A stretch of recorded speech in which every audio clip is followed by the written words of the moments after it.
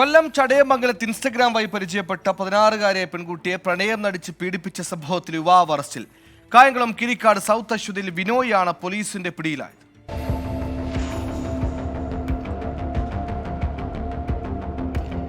Instagram വഴി പെൺകുട്ടിയുമായി ബന്ധം പുലർത്തിയ വിനോയ് പെൺകുട്ടിയെ പ്രണയം നടിച്ച് വശത്താക്കുകയായിരുന്നു. തുടർന്ന് രാത്രികാലങ്ങളിൽ പെൺകുട്ടിയുടെ വീട്ടിലെത്തിയ പ്രതി കുട്ടിയെ പീഡനത്തിന് ഇരയാക്കി.